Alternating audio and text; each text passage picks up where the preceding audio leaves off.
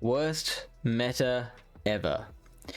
Hi, I'm Fish from Pallet Town PvP, and we are going to take a look at what little there is to know about the Fossil Cup meta in just 5 minutes. Now, this is just your basic look. If you want to take a look at a more complete breakdown where we try and look for anything we can find to break through the rock, paper, scissors, or RPS of this meta, we live stream a chat here on this YouTube channel every Tuesday night at 8 PM Eastern US time.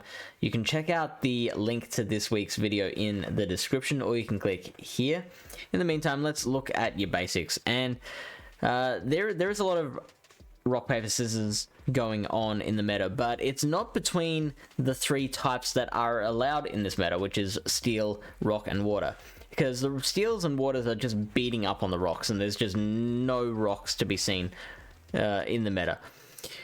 The RPS is between these three Pokemon mainly. It is Redisteel, Ferrothorn, and Swampert/Quagsire, so your mud boys basically. Redisteel is one of the few things in the meta that that has play against pretty much everything else in the meta. And the best way to beat the Redisteel is with your mud boys, particularly your Shadow Swampert and your Shadow Quagsire. And of course, the mud boys, as always, bowed down in terror to the Ferrothorn. Kartana's there too and does very, very similar things, but it's very inaccessible, so you will be very unlikely to see one at all over the 2 weeks of the cup, let alone it being meta. So there are other options out there. You don't have to pick these three Pokemon and be done with it, right? There are other options, but every option in this cup very hard wins against something and very hard loses against something else, which is what makes the cup bad. There's like no counterplay. It's all alignment based. So the first thing you want to look at is your fighters, and the big two are Lucario and Escavalier.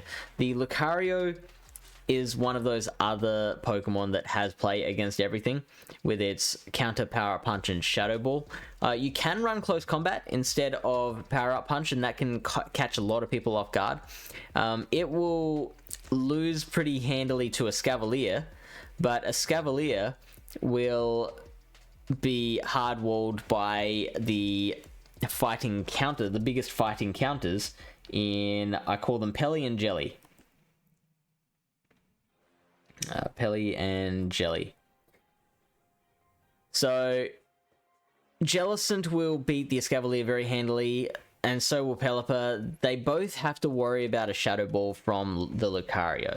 So that's kind of Lucario's biggest point in its favor. But, you know, an Escavalier can stand up to like a Mud Bomb/Hydro Cannon, where Lucario can't. So again, like, both counter users have their pros and cons, and it's very annoying trying to navigate it. Another option is Sandslash, a Alolan form. It has the Draw Run, which means, like, if you do get it locked in against a Lucario, you can get a shield from it before you get beaten to a bloody pulp.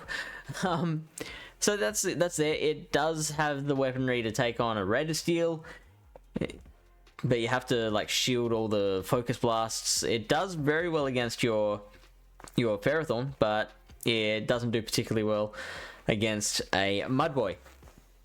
And then you've got your Bug Waters. Bug Water. Araquanid and Golisopod. They will beat your Mudboys and beat your counter users. They will lose to your Ghost in Jellicent. They will lose to the Jelly Pelly combo. They'll lose to Ferrothorn. Even though that does seem like a pretty neutral matchup, they generally lose to Ferrothorn. And it will... Did I say Redisteel already? Yeah, I mean, Redisteel will kick their butts anyway.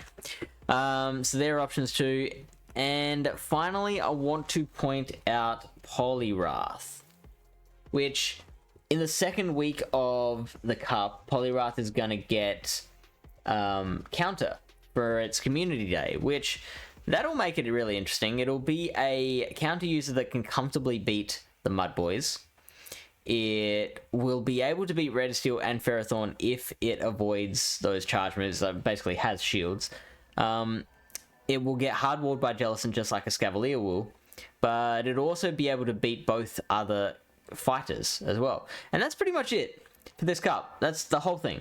If you've got any comments or suggestions of Pokemon that you intend to use to try and break through this whole RPS ecosystem, please put them in the comments so you can help others out.